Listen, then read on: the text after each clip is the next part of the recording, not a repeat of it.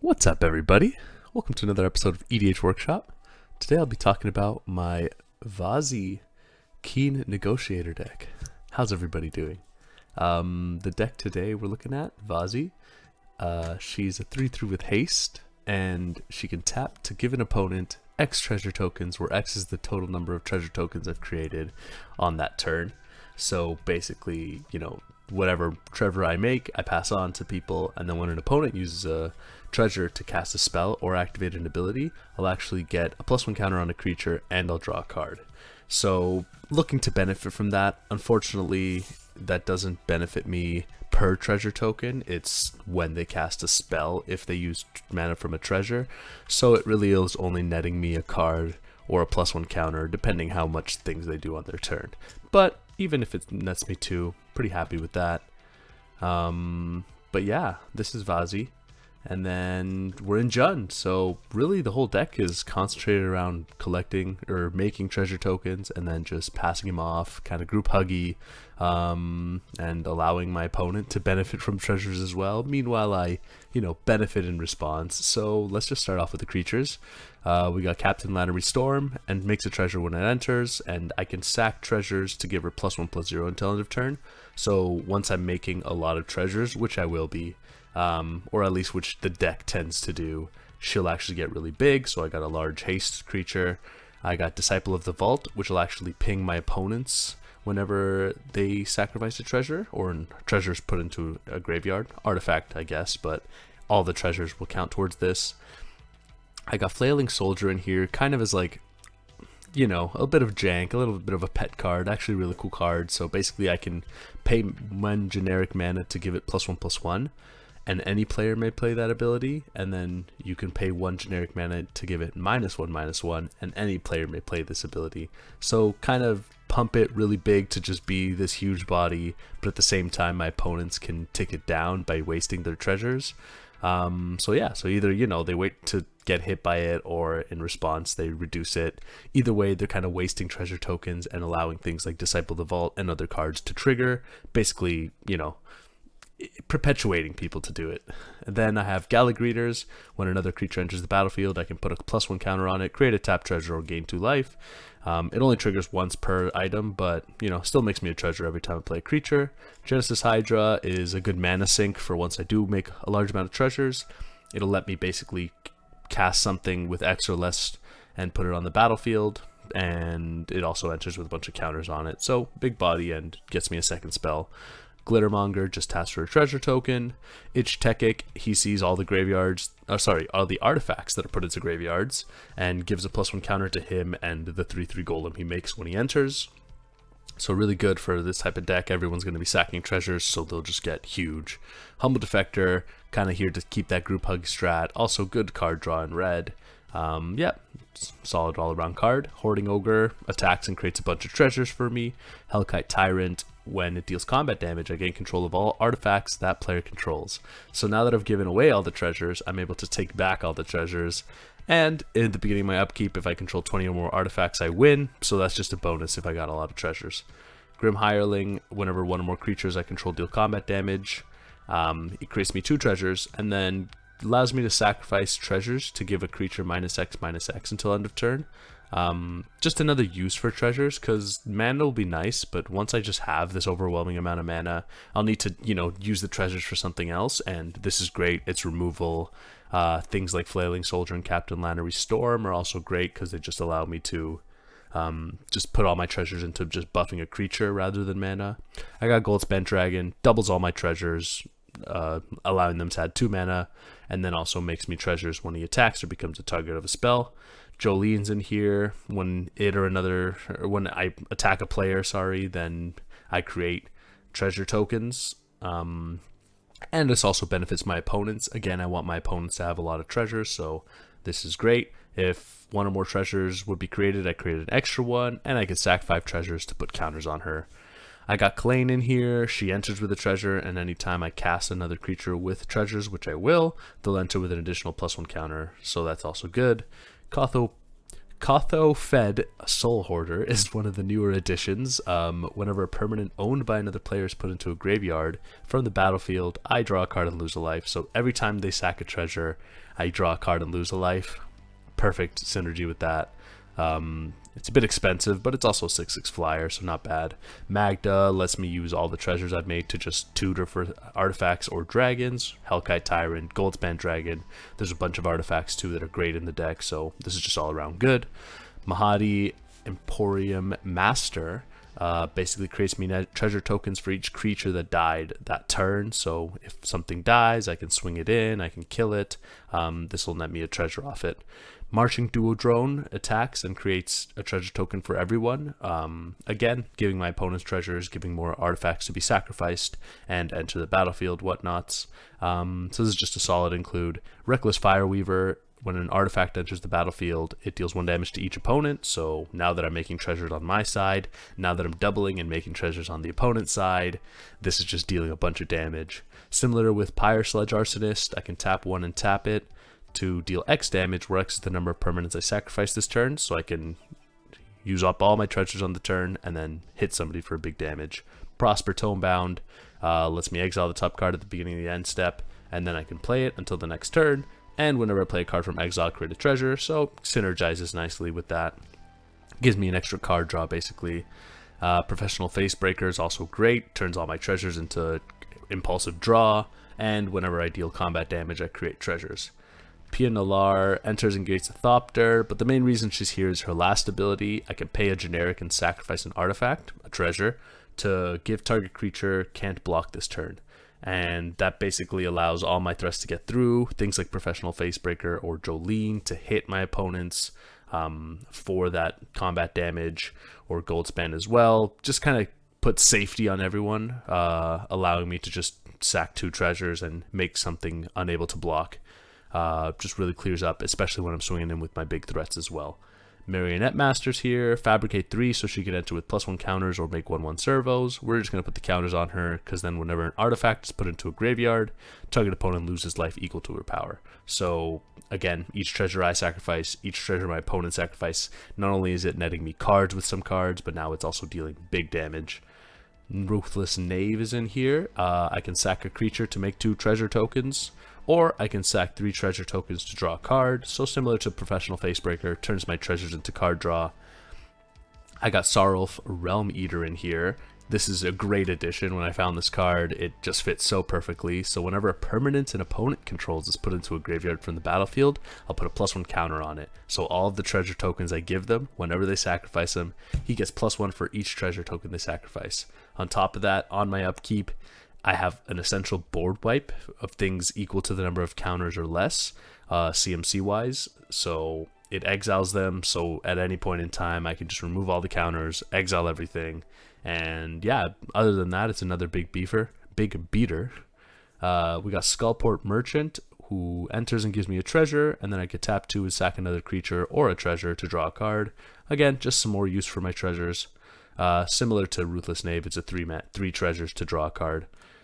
Swashbuckler Extraordinaire enters and gives me a treasure, and then when I attack, I can sacrifice 1 or more treasures, and up to that many creatures gain double strike. So later on in the game, once I have a couple big, large creatures go in, or, just generally an attacking army, I can use my treasure tokens to give everything double strike.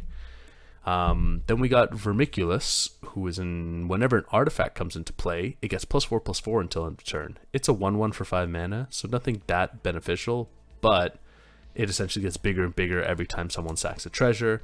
If I use 3 treasures on my turn to cast things, this thing is basically now a 13/13. So a really cool card. Zorn is in here just to double up all my treasure creation. I create an extra treasure similar to Jolene, and yeah, it's just good solid value on treasure creating. So those are the creatures going into Sorceries now. Brass's Bounty's in here, gives me a treasure for each land I control. Indulge gives me a creature for every attacking creature I own.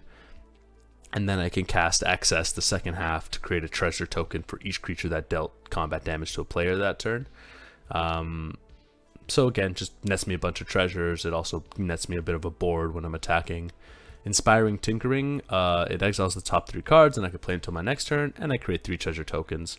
It's sort of like a weaker 5 mana Jessica's Will, I look at it. But yeah, gets me treasures, and again, now I'm able to play cards with all the treasures I have.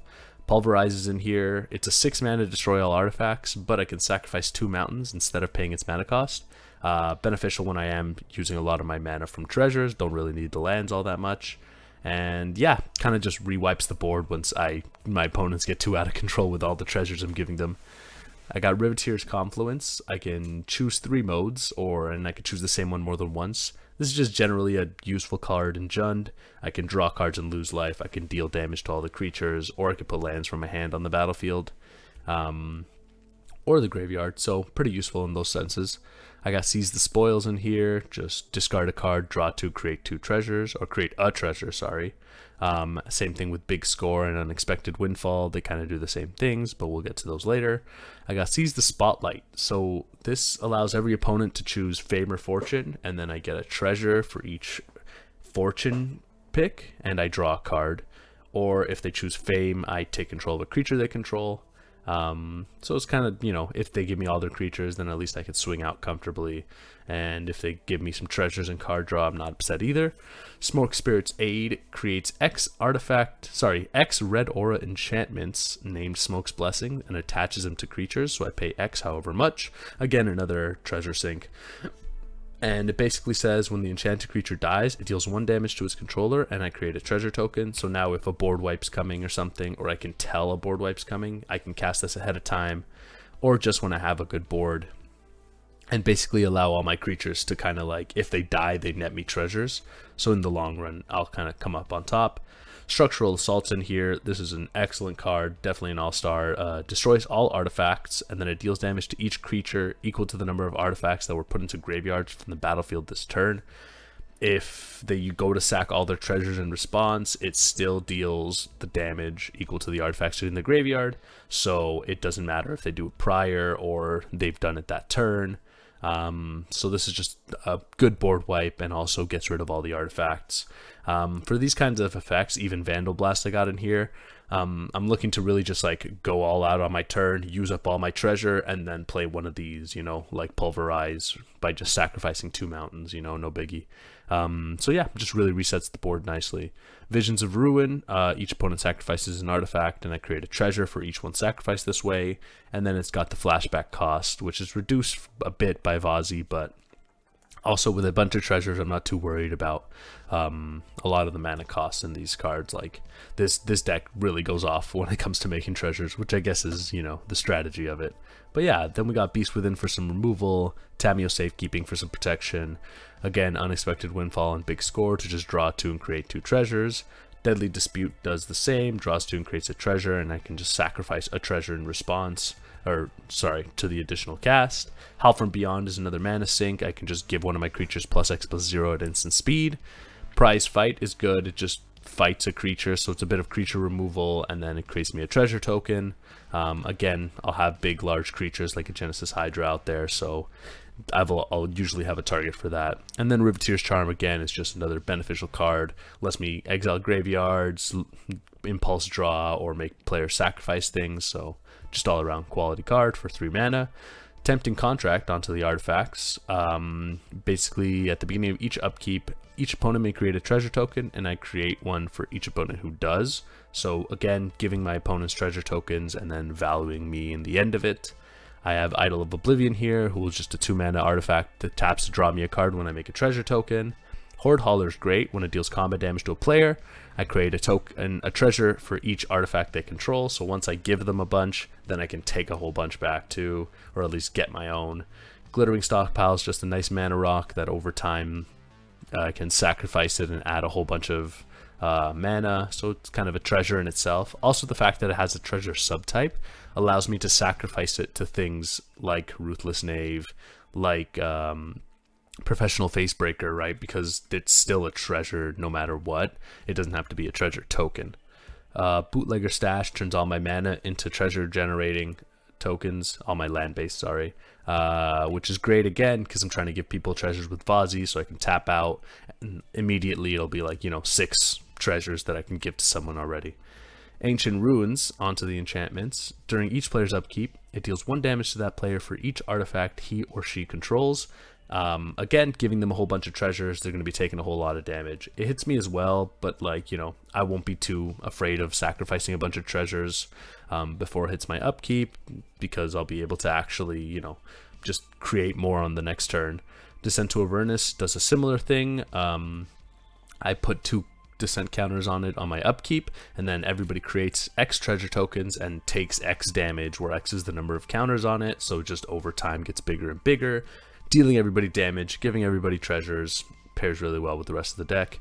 Imposing Visage just gives a creature I control menace, essentially, for 1 mana. It's kind of just in here for a lot of some of the combat damage ones, or again, once I have a larger creature, just going in like Jolene or like Genesis Hydra, then I'll, you know, it'll need to be blocked by 2 creatures, so just quality in that sense. Most Wanted is a flash enchantment, and when the enchanted creature dies, you create 2 treasures, so I could use this if a board wipe's hitting, if something's happening last minute, something's dying. Even gives a small power boost, so solid card, and gives me treasures. Rain of Riches enters the battlefield, I make 2 treasures, and the first spell I catch each turn with mana from a treasure has Cascade, so now all my spells are doubling if I use treasures, which I will be. Really good card. Shiny Impetus goads a creature my opponent controls, and then it creates me a treasure whenever it attacks, so also great include. Viridian Revel, also another really good card in this deck. Tons of people have talked about this card. When an artifact is put into a graveyard from the battlefield, I draw a card. So similar to some of the other cards I have in the deck, but just another effect that lets me draw off of my opponents using treasures. Titania Song, another treasure board wipe. It turns all non-creature artifacts into creatures with power and toughness equal to their converted mana cost. Since treasures are tokens, they'll just turn into 0/0s and all die. So again, I can sacrifice all my treasures, add all the mana to my mana pool, and then in response play this. That way everybody either has to sacrifice the treasure or they all just die in general, and then I still have all my mana. Stimulus Package enters and creates 2 treasure tokens, and I can sack a treasure to create a 1/1 citizen. So again, another use for my treasures. Now all my treasures can create me 1/1s if I need to swing out on the next turn. Sticky Fingers, it's enchanting a creature, gives it menace, and when it deals combat damage, I create a treasure token, and when it dies, I draw a card. So kind of like a Blitz sort of effect on it, without the sacrifice. But yeah, it's just solid all around, gives me treasure, gives unblockability to an extent, similar to Imposing Visage. But yeah, and then there's my mana base, nothing too crazy. I got a Zeotor's Proving Ground and a bunch of lands, but that's the deck basically. The way the deck plays out is really fun. Again, it's mostly just creating a lot of treasure tokens and, you know, developing my board a whole bunch. I find that the turns can take a bit long, you know, trying to balance out what to use treasure-wise, what to use, you know, mana-wise, and like really making sure you're playing the right things in order. But at the end of the day, you know, you just make a bunch of treasures, you tap Vazi to give a bunch of treasures, and then whenever treasures are sacrificed, be it mine, be it my opponent's, there's benefits to me, and there's, you know, damage to my opponents and whatnot. So yeah, that's the deck. Super fun deck. I was really excited to build this. The only addition I'm missing from here is Dockside Extortionist, which will give me a treasure for all the treasures I've created on my opponent's sides. Definitely will be the next all-star in the deck, but you know, currently it's at quite price that is just unreachable. But yeah, that's my Vazi deck. Check it out on the Mox field. I'm MC_Sebzi. Hope you all enjoyed. Make sure to like and subscribe if you enjoy the content. If you want to see me do any deck videos on any other commanders you like and or strategies, by all means send them my way, put them in the comments. But yeah, I'm just uploading some of my personal decks I have in paper, and this is my treasure deck. So hope you guys enjoyed, and take care. I'll see you guys later.